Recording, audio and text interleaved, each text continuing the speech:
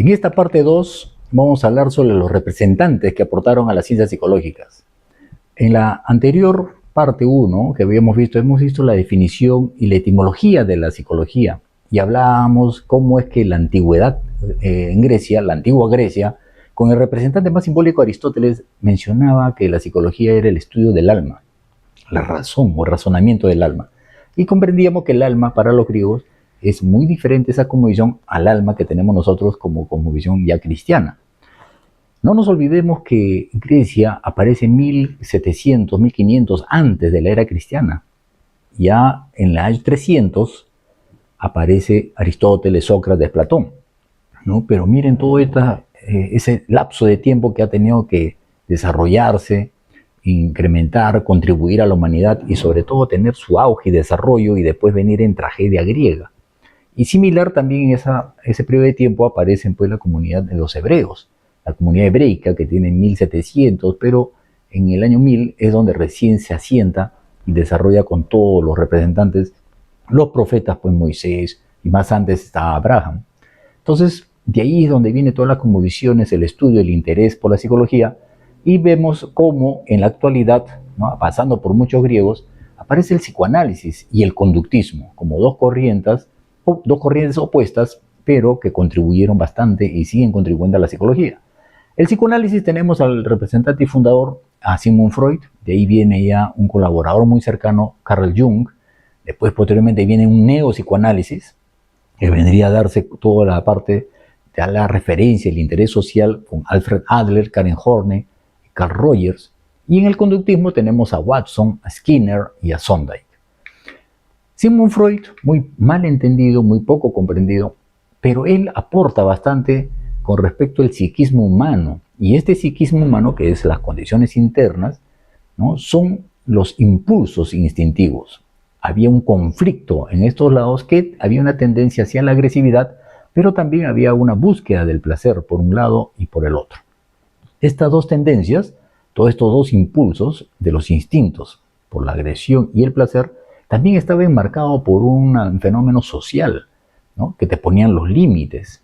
Y eso es lo que él establece, que esta parte no lo mencionan muchos críticos del psicoanálisis porque piensan que solamente era un elemento intrapsíquico, puro, único y exclusivo de los fenómenos de las instancias o de las dinámicas psíquicas. Estos elementos instintivos, tanto de las fuerzas sexuales como las fuerzas agresivas, generaba que el individuo justamente empezara o atendiese a una actividad humana. Pero para contrarrestar y equilibrar su existencia, aparecen lo que él describió, Sigmund Freud, los mecanismos de defensa, ¿no?, la regresión, la represión, la negación, la proyección. De ahí estas dinámicas psíquicas, que era el aparato psíquico de la estructura de personalidad, habla pues del inconsciente, preconsciente y del consciente. Estas instancias psíquicas o las tópicas justamente menciona pues el ello, el superior y el yo. El ello se basa simplemente en la parte de los instintos, la parte más primitiva. El superior viene a ser ya todo lo que va a estar como los fenómenos sensores, la parte como un juez, ¿no? El superior era que regulaba justamente todas las conductas, ¿no?, de la manera más racional y daba una tendencia de equilibrio, ¿no?, de todo el fenómeno de ese instinto. Y por otro lado, el yo, que vendría a ser ya la parte del balance, el equilibrio, ¿no?, que generaba una serie de represiones más arraigados en el preconsciente o en el superior, que haga el equilibrio de las partes de los instintos con las normas sociales. Cuando no se daba estos fenómenos de equilibrio, justamente habían toda una serie de represiones en su interior que va a generar neurosis, que lo describe más adelante. Establece Sigmund Freud también una descripción del desarrollo psicosexual del infante con las 5 etapas muy clásicas, ¿no?, la oral, la anal, la fálica, la latencia y la genital. Y cada etapa tenía pues sus edades, su rango de edades, y que cuando no era resuelto iba a generar conflictos o traumas, ¿no?, que repercutían en sus relaciones personales, familiares o conyugales o con todos sus entornos de compañeros de trabajo, ¿no? Entonces menciona todos esos conflictos. Sigmund Freud, no nos olvidemos que él no solamente fue neurólogo, hace un estudio sobre el problema del lenguaje, ¿no? De la espasmofemia hablaba justamente, o de la disfemia incluso, y él, como neurólogo, tenía un principio anatómico de lo que era el cerebro. Pero también no nos olvidemos que también tenía una influencia judaica, él fue judío. Como judío tenía que haber leído no solamente la Torá, sino dos textos básicos de cajón, que es el Pilpul y es la Kabbalah. Dos textos que permiten interpretar los textos bíblicos, la Torá o la Biblia o el Antiguo Testamento, que sería para nosotros. Sigmund Freud, con esta cosmovisión justamente, como todos los judíos y todos más son los profetas, era que tenía una visión, que veían que detrás del texto escrito, del texto bíblico, había un mensaje. Y por eso los estudiosos a partir de los 40 años estudian la Torá y el Pilpul más asociado a la Kabbalah. No es la Cábala que nos venden muchas veces en los kioscos, sino que es un texto bíblico que permite la interpretación de cada palabra y de cada texto. Esa metodología él implanta o lo adiciona en sus métodos terapéuticos justamente con la interpretación de los sueños, las asociaciones libres, y todo era la cosmovisión. Por eso que él ponía en el diván y le permitía al paciente que hable lo que él quisiese.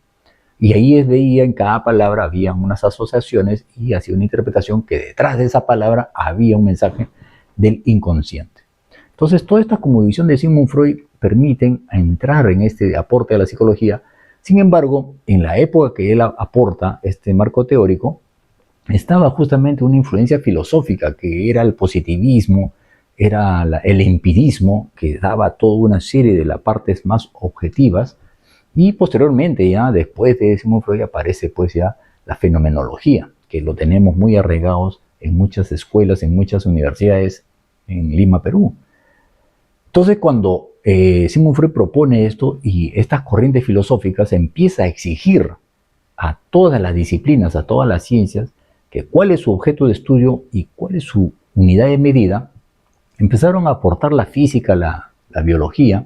Hablando pues de la física, quería saber cuánto medía la pared, utilizaba su instrumento de medición, el metro, ¿no? Si quería saber cuánto pesaba un objeto, utilizaba su unidad de medida, la balanza. Si quería saber si hace frío o calor, utilizaba el instrumento de medida, el termómetro.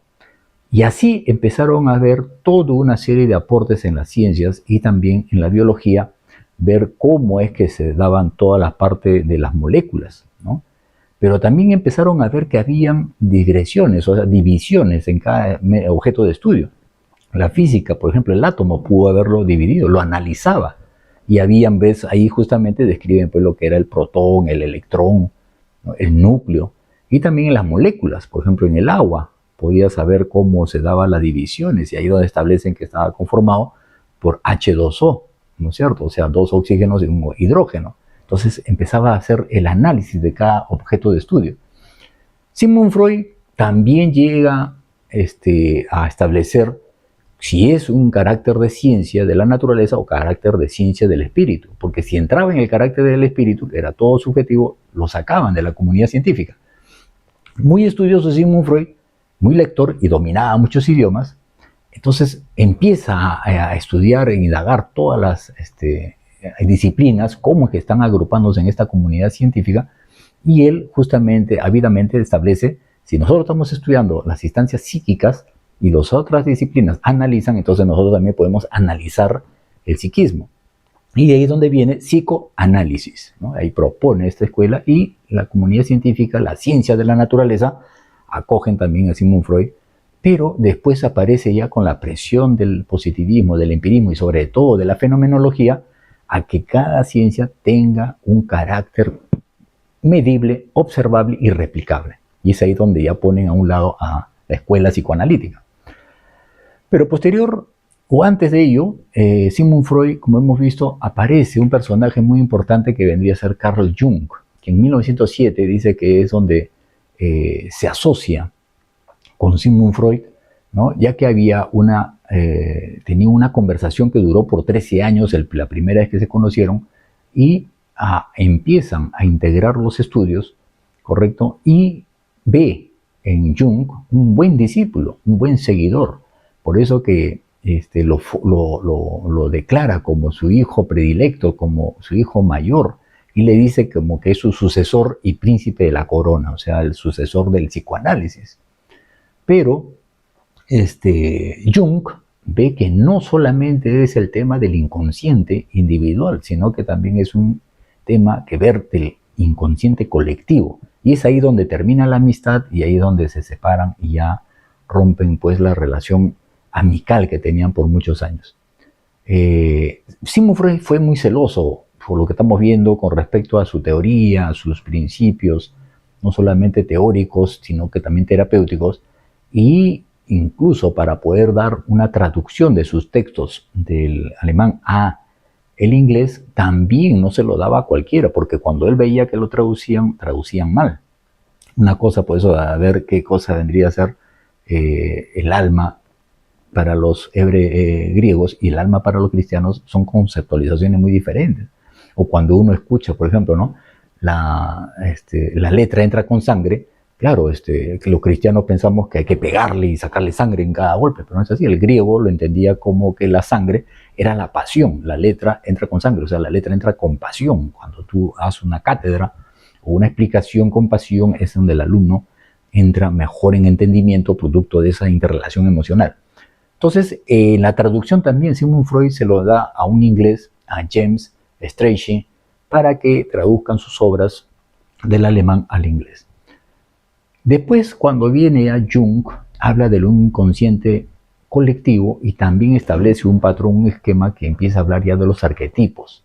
Para Carl Jung, el inconsciente colectivo era que se daba dando en la humanidad, ya no solamente en el individuo, sino que habían características, ¿no? Como la alegría, la pena, el enojo, la sonrisa, incluso que sin necesidad de conocerse en ninguna comunidad, todos expresaban esos fenómenos, y ahí donde establece pues, los arquetipos y habla pues de las sombras, ¿no? Del ánima, del animus, ¿no? Con respecto de lo que vendría a ser todas estas características del lado femenino masculino que se integran en el individuo. Entonces, para Freud y Jung hay correlaciones, pero también hay divergencias. Uno de ellos era justamente cuando utiliza la técnica de no mirar al paciente, tenerlo a un costado, no tener contacto para que se dé justamente todo eso fenómeno de transferencia y contratransferencia, pero Carl Jung decía no, tiene que haber un contacto directo de rostro a rostro, cara a cara. Freud utiliza las asociaciones libres, mientras que Jung utiliza la imaginación activa, ¿no? Con respecto a más contacto del presente. Para la escuela psicoanalítica, ver más cantidad de tiempo en más sesiones al paciente es más enriquecedor. Y Jung decía que debe ser menos frecuente, en menos sesiones, para que el paciente pueda entrar en contacto consigo mismo. Entonces, estos dos mecanismos, tanto de Freud y Jung, hacen el aporte al psicoanálisis, pero ya empieza a alejarse de la esencia interna exclusivamente como prioridad. Por eso que ahí aparece Alfred Adler. Adler, con todo su repertorio, ¿no? De su niñez, de su interés por el estudio de la medicina, él aparece en 1870 hasta 1937.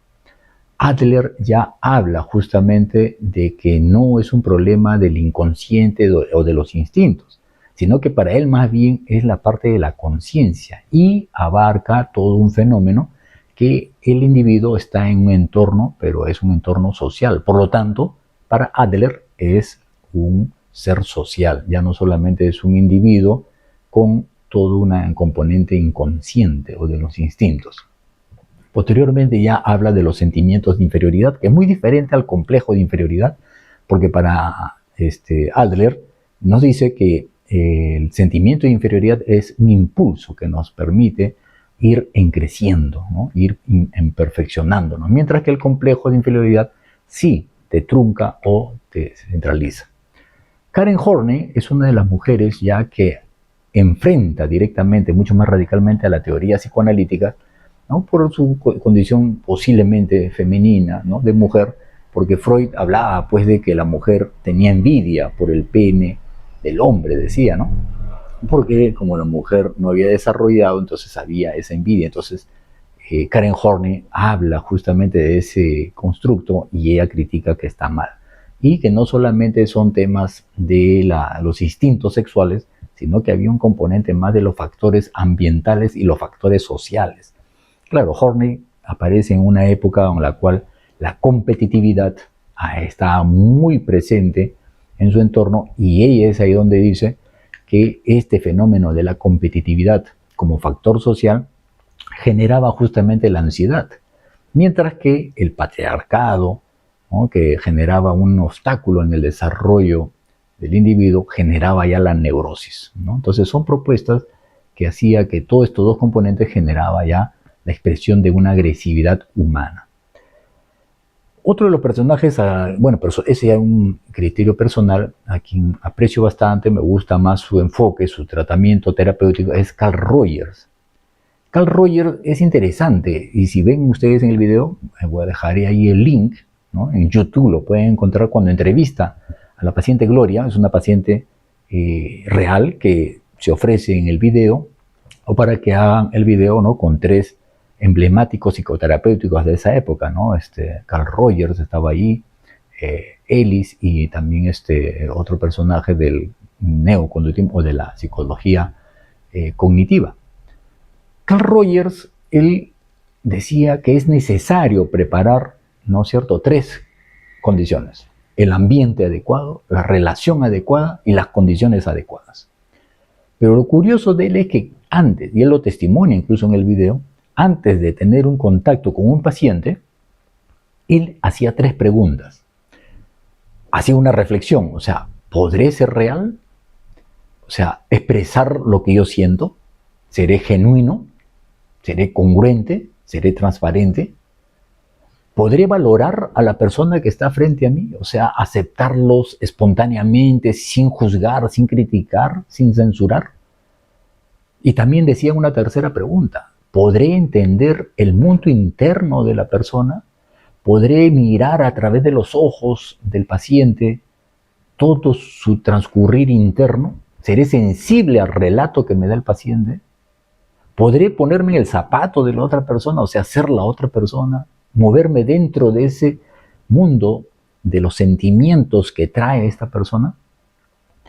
Y Carl Rogers mencionaba de que si cumple todos estos criterios, la persona que él ya llamó cliente, no lo denominaba paciente, podía realizar cambios. Y en el caso que vamos a ver, o podrían ver ustedes en el video en YouTube, van a ver que la paciente testimonia en esas fracciones de los minutos que está estableciendo el diálogo, logra mínimo cambio o gran cambio en todo lo que traía la persona. Entonces, Carl Rogers hace un aporte importantísimo dentro del enfoque humano, humanista, por eso se le conoce, porque él decía de que ya debemos dejar, a pesar que tenía la influencia psicoanalítica, debemos dejar ese constructo, ese concepto de patologizar al paciente, de verlo patológico. Sino hay que verlo a la persona como tal, como llega, con todos sus potenciales y poder desarrollarlo en muchos aspectos de su propia vida. Carl Rogers, muy mal interpretado, es por el contexto que él vivió, era que se le entendía, por haber establecido un humanismo, se le entendía que era muy radical, de izquierda, toda esa cosita, ¿no? Hasta incluso algunos docentes, cuando yo estaba en el pregrado, se mencionaba que era hasta ateo. Pero tuve la oportunidad de conocer a una monjita, una hermana norteamericana, que fue alumna de Carl Rogers, y nos desasnó. Nos dijo que Carl Rogers, yo lo he visto en persona, he conversado con Carl Rogers, me contaba la hermanita Janet, y nos decía de que él era convencido de una fe cristiana de la existencia de la divinidad. Entonces, muchas veces las referencias que llegan de otro país, porque no nos olvidemos, en mi época de 1980, 85, 88, los textos llegaban pues después de 5 o 10 años, ¿no? Y el que lo leía muchas veces lo malinterpretaba y llegaba pues a nuestros oídos, a nuestros conocimientos, una inadecuada percepción de lo que era todas estas corrientes. Posteriormente viene ya la escuela conductismo, ya hemos visto toda la línea psicoanalítica, ahora el conductismo, ahí vemos a John Watson, ¿no?, que es de 1878 y muere en 1958. Acá también es otra perspectiva interesante, ¿no? Watson, él ve un enfoque ya más radical con respecto al estudio, ¿no?, del comportamiento, de la conducta, pero una conducta, un comportamiento observable, y empieza a entrar en lo que ya él viene a denominar el estudio científico más preciso, ¿no? Entonces hace ver cuál es realmente la perspectiva del conductista.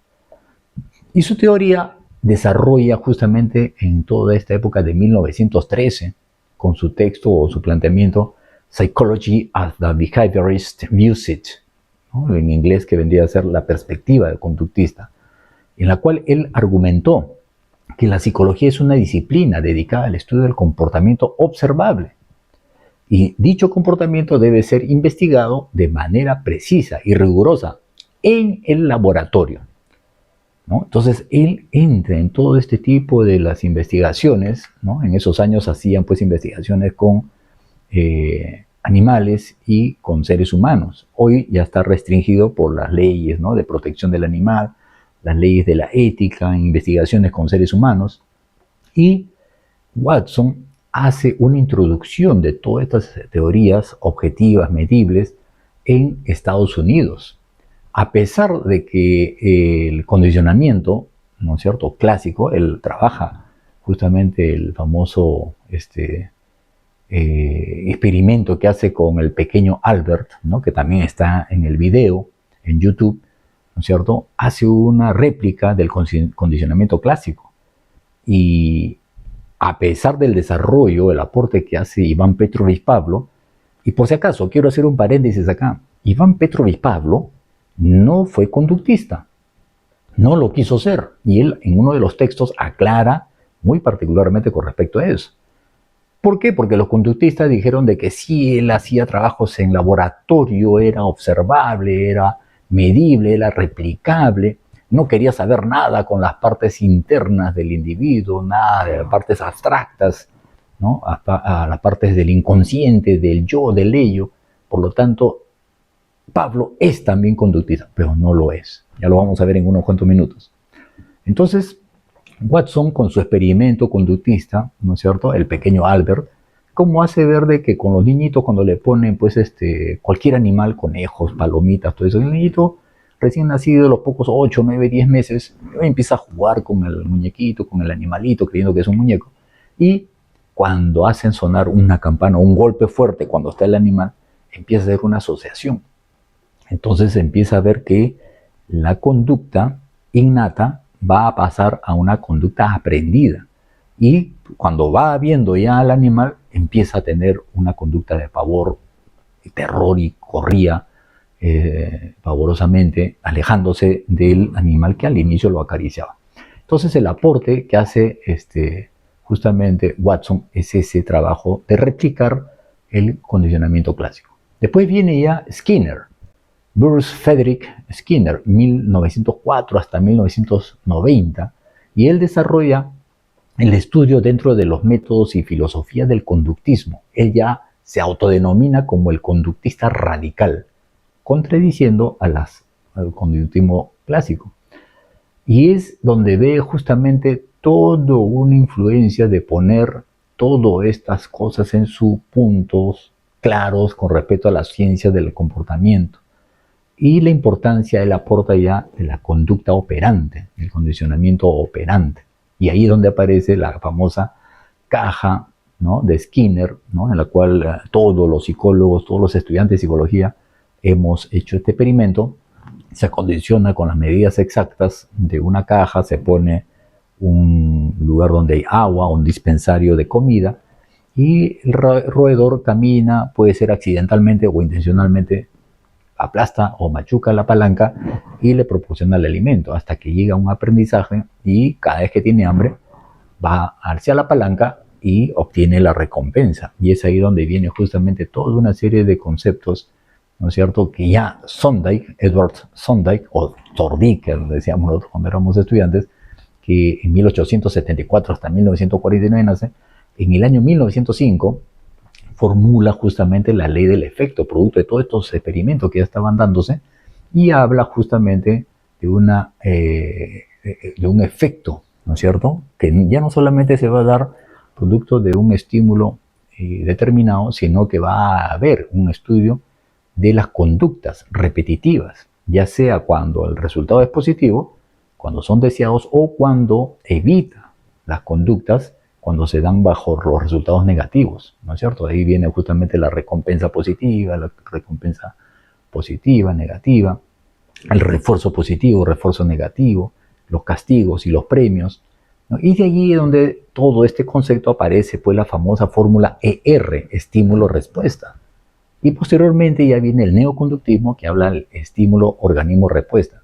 Pero el clásico ER era de que como ellos no querían saber o no podían ver toda esa parte interna, lo que era el pensamiento, emociones, como venía el concepto, el constructo y la idea de que tenía que ser observable, medible y replicable, decían cómo miro o cómo yo observo el pensamiento, cómo yo observo el sentimiento, ¿dónde está eso? Decían así. Entonces por eso que priorizaban estímulo-respuesta.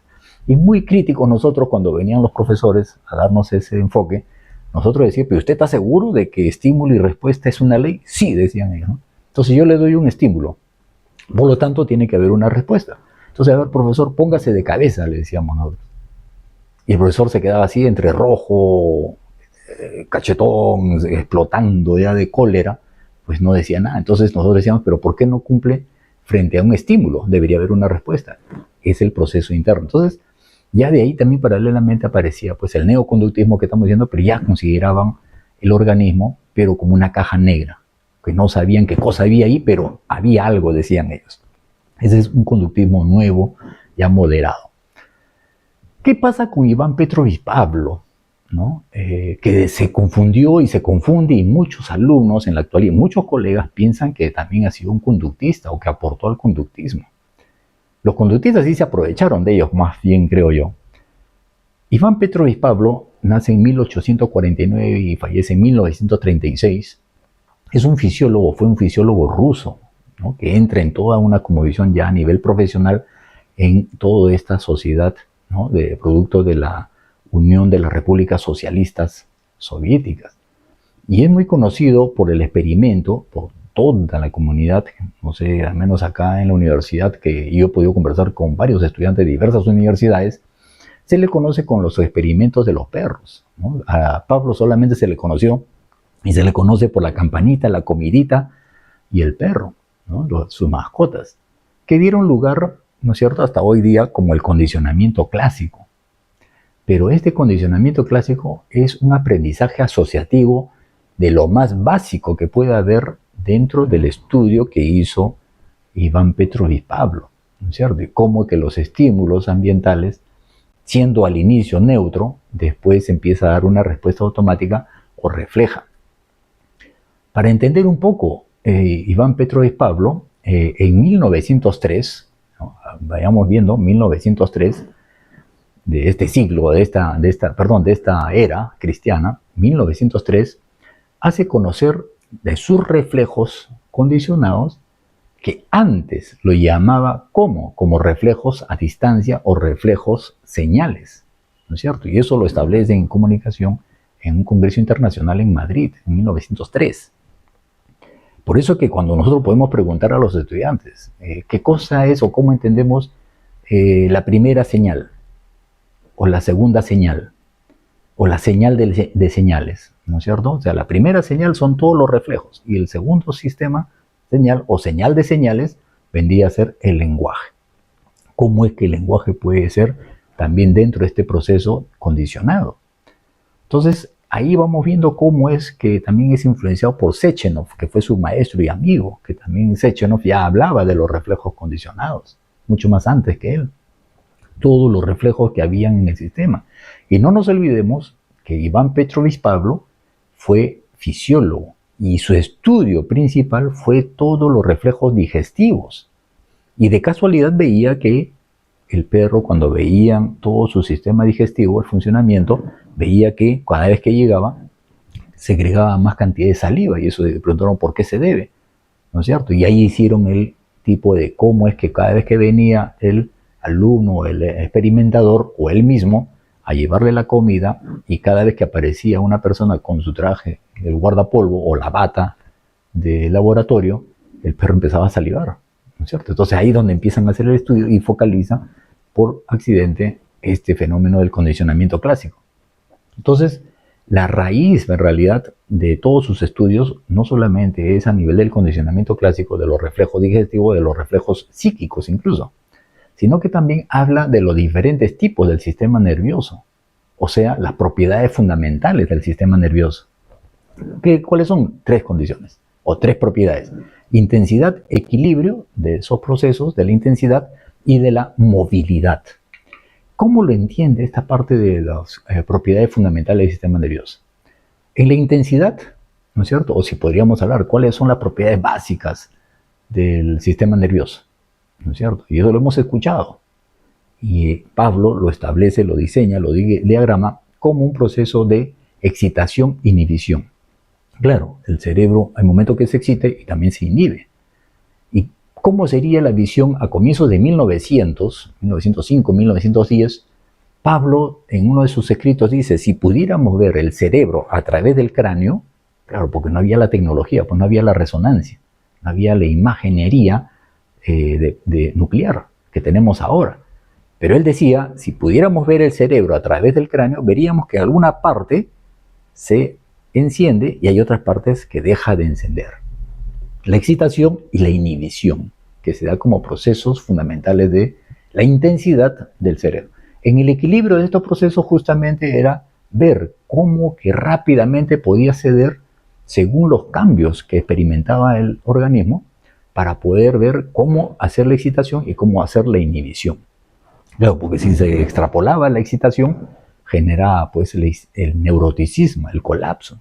Y si se daba la inhibición en su continuo, era justamente llegar a la muerte. Entonces, pero cómo el organismo mantenía ese equilibrio, era otra de las propiedades fundamentales del sistema nervioso.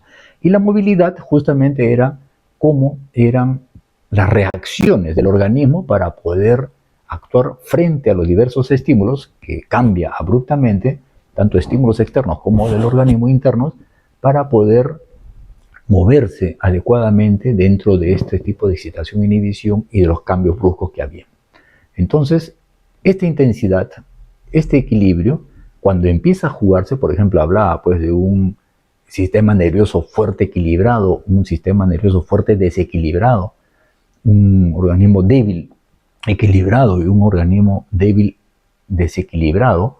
Todo esto él establece que había dentro de la intensidad y el equilibrio 8 combinaciones. Y si a esto le sumábamos la movilidad, decía Iván Petrovich Pablo, hablaba que llegaban incluso a 24 propiedades del sistema nervioso, ¿no es cierto? Y esto lo podemos encontrar en este librito, que muy pocos de repente lo hemos leído y muy poco lo hemos profundizado. La actividad nerviosa superior, de Iván Petrovich Pablo, ¿no? O sea, es uno de los libros más emblemáticos que tuvimos, ¿no? La posibilidad de leerlo y estudiarlo, y que muy pocos conductistas ni siquiera lo han estudiado y creo que tampoco ni lo han leído. Pablo, si nosotros podríamos ubicarlo en sus contextos y en sus escritos, relata muchos acontecimientos y de lo que lo han conocido también, nos hace mencionar que en el año 1900 aproximadamente, 2021, habla con un fisiólogo inglés, ¿no?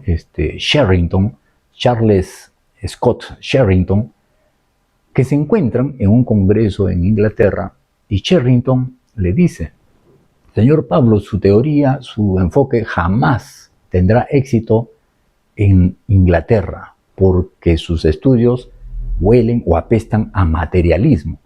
No nos olvidemos que en 1910, ¿no es cierto?, Lenin instaura la Unión de Repúblicas Socialistas Soviéticas, ¿no es cierto?, en todo lo que era Rusia, y en 1913 nombran a un integrante para que se encargue de todas estas investigaciones y empiecen a desarrollar planes para hacer laboratorios.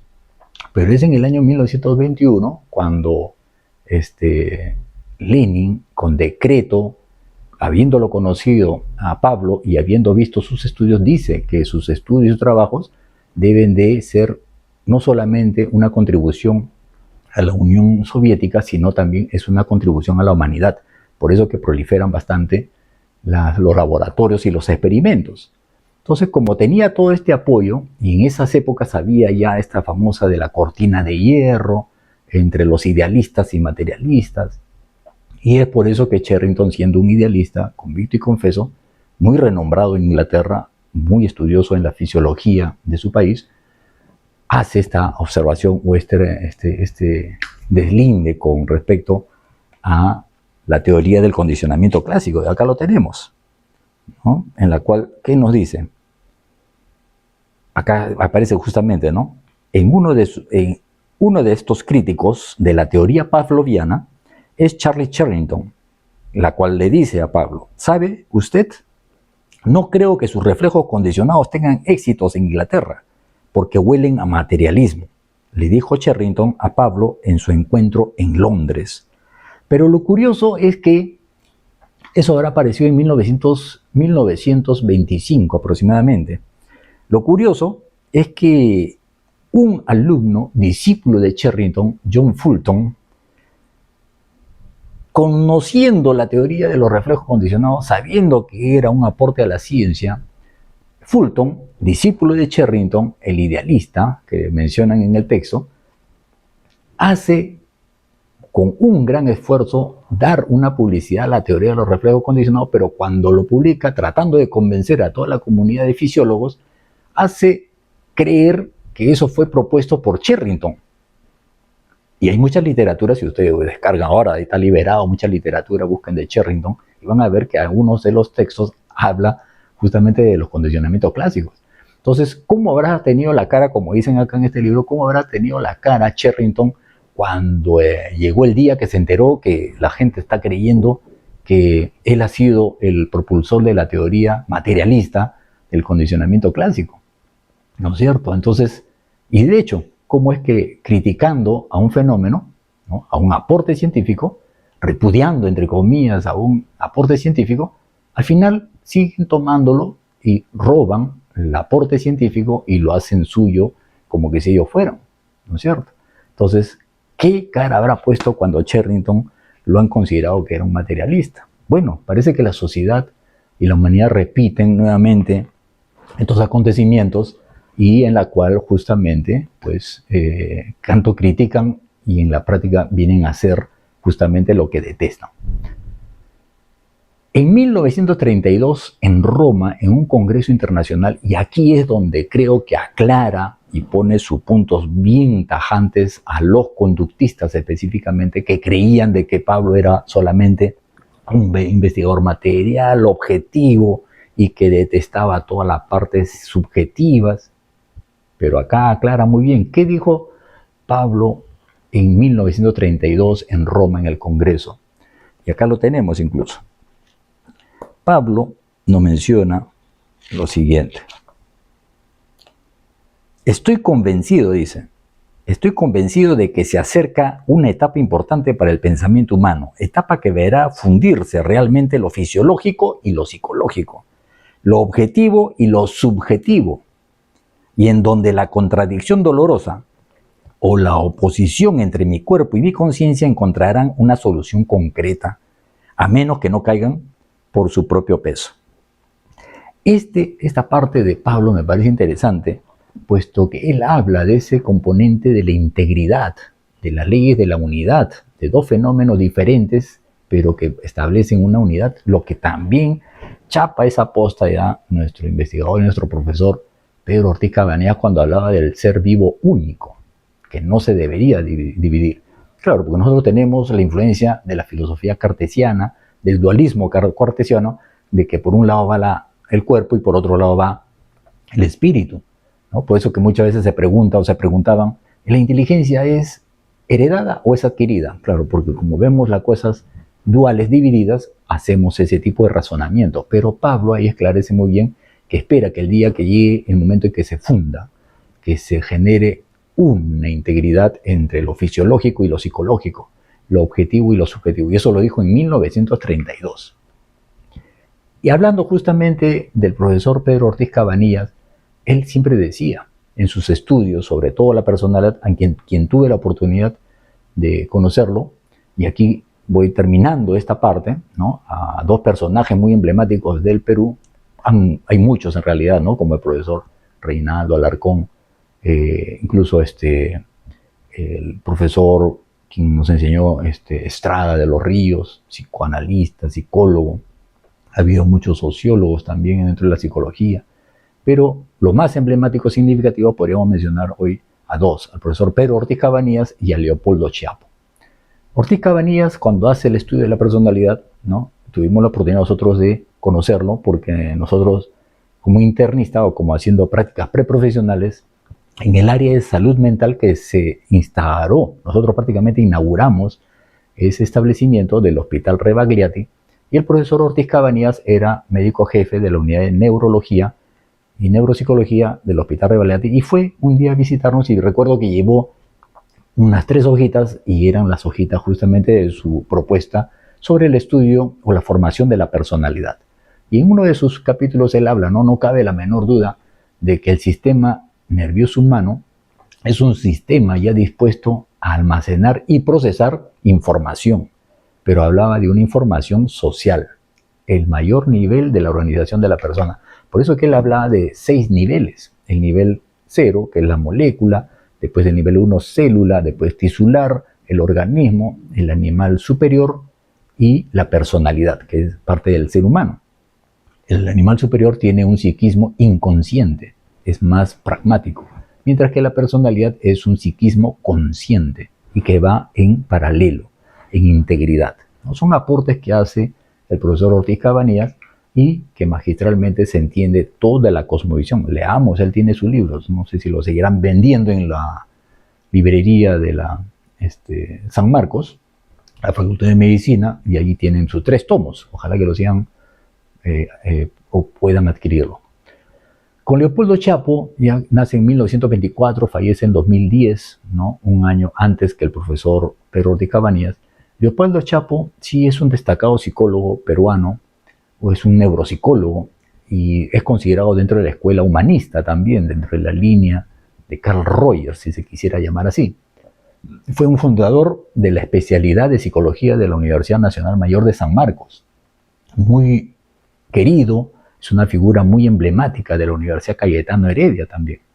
Y sus estudios más significativos y destacables que se puede reconocer en toda la literatura es sobre la Divina Comedia de Dante Alighieri, ¿no? Sus aportes, estudios en la neuropsicología, por eso que hay un video en el YouTube también, cuando hace la entrevista el profesor Marco Aurelio de Negri a Leopoldo Chiapo, y hablan sobre el cerebro del genio, de un niño genio. Él dice, ¿no? O sea, tú ves un corazón de un niño y un corazón de un adulto, rápidamente te das cuenta que es diferente, niño y un adulto. Pero cuando tú ves un cerebro de un niño con otro niño, son el mismo tamaño y la misma forma, pero del niño genio, su funcionamiento, hay algo adentro que no saben todavía ahora cómo se está dando. Y por eso que Leopoldo Chiapo hablaba del espíritu, pero no el espíritu religioso, sino una energía que había, la conectividad, porque él decía cómo es que 2 neuronas sin tocarse transmiten comunicación eléctrica y química. Eso por eso gran aporte también de Leopoldo Chiapo en neuropsicología. Habla sobre la psicología del amor y la personalidad de César Vallejo, hace un análisis brillante. Y es ahí cuando tuve la oportunidad de escucharlo, tuve presente en una ponencia con médicos, ¿no? Justamente psiquiatras, que lo invitan, y él habla sobre el análisis de la personalidad de Vallejo. Y uno de los participantes, un médico, le pregunta, pero ¿por qué tanto se desgasta en hacer análisis de la personalidad de un personaje que, si bien es cierto, ¿no? Es un literato muy representativo a nivel mundial, siendo César Vallejo, pero ¿por qué hace la interpretación a través de sus escritos, de sus poemas y de tantos escritos que ha dejado? Y muy satíricamente, diríamos así, ¿no? Muy sarcástico, Leopoldo Chiapo le dice, bueno, ¿por qué me van a prohibir a mí expresar los resultados de un análisis a través de los libros, si ustedes, para ver el organismo, el funcionamiento del organismo, muchas veces requieren de los análisis de la caca? Disculpen la palabra, ¿no? Pero así literalmente lo dijo. Y bueno, todo el auditorio se rió y muy avergonzado quedó pues este psiquiatra que preguntó de esa manera. Pero estos fueron los aportes de Leopoldo Chiapo, y en uno de los videos que yo he visto y me encantó bastante su aporte de Leopoldo Chapo, es cuando él habla sobre la maldad, ¿no? ¿Qué podemos hacer? Y él decía, ¿no? Frente a la maldad, frente a la decepción, frente a la traición, a la deslealtad, frente a todos los desatinos de la maldad, de la mediocridad, de la sinvergüencería, no hay sino una alternativa con dos cuernos, hablaba. Y estos dos cuernos lo clasificó como la amargura y la bondad. Esta amargura, dice así, o es decir, explicó, es la respuesta a la putrefacción del psiquismo de la persona. O sea, el psiquismo, cuando se putrefacta, cuando se envenena, van a aparecer justamente toda una serie de actividades y conductas que van a ser tentados por la corrupción, por toda la malicia, toda la mediocridad, todo el soborno, tratados que hay bajo la mesa cuando uno está lleno de putrefacción que nos genera amargura, dice él. Pero está la otra vertiente que vendría a ser la bondad. Y la bondad está clasificada como una respuesta radical de decir no. O sea, es un rechazo de ser contagiado de la putrefacción, de la maldad del mundo, de la mediocridad, de esa corrupción. ¿Cómo es que tú puedes tener ese carácter agarre y decir no? Y eso solamente lo hace las personas que entran en el espacio de la excepción, de ser serenos ante un entorno lleno de tempestad. Eso es lo que nos propone estos dos últimos personajes para poder reflexionar y justamente ver cómo enrumbarnos en nuestra ciencia psicológica. Espero que ha sido de todo su agrado y seguimos en la siguiente con la parte 3. Muchas gracias.